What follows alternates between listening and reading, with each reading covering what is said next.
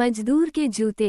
एक बार एक शिक्षक संपन्न परिवार से संबंध रखने वाले एक युवा शिष्य के साथ कहीं टहलने निकले।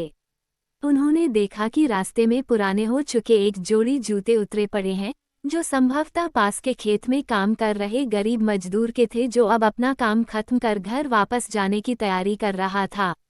शिष्य को मजाक सूझा। उसने शिक्षक से कहा, गुरु जी, क्यों न हम ये जूते कहीं छिपाकर झाड़ियों के पीछे छिप जाएं? जब वो मजदूर इन्हें यहाँ नहीं पाकर घबराएगा तो बड़ा मजा आएगा।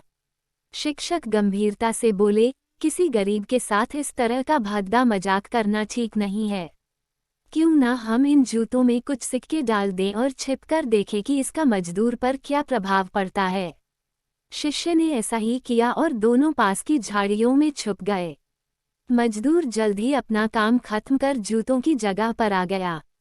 उसने जैसे ही एक पैर जूते में डाले, उसे किसी कठोर चीज का आभास हुआ। उसने जल्दी से जूते हाथ में लिए और देखा कि अंदर कुछ सिक्के पड़े थे।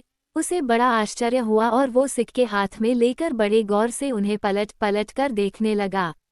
फिर उसने इधर उधर देखने लगा। दूर दूर तक कोई नजर नहीं आया तो उसने सिक्के अपनी जेब में डाल लिए। अब उसने दूसरा जूता उठाया, उसमें भी सिक्के पड़े थे। मजदूर भावविभोर हो गया। उसकी आंखों में आंसू आ गए।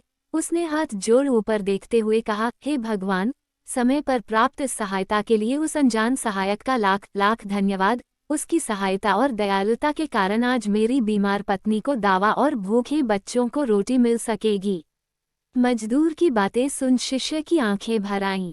शिक्षक ने शिष्य से कहा, क्या तुम्हारी मजाक वाली बात की अपेक्षा जूते में सिक्का डालने से तुम्हें कम खुशी मिली?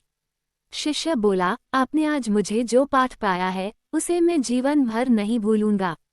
आज मैं उन शब्दों का मतलब समझ गया हूँ जिन्हें मैं पहले कभी नहीं समझ पाया था, कि लेने की अपेक्षा देना कहीं अधिक आनंददायक है। देने का आनंद असीम है, देना देवत है। दोस्तों, सचमुच जॉय ऑफ गिविंग से बढ़कर और कोई सुख नहीं है। हमें इस कहानी से शिक्षा लेते हुए अपनी अपनी क्षमता के अनुसार जरूर कुछ न कुछ दान देना चाहिए और ज़रूरतमंदों की हर संभव मदद करनी चाहिए।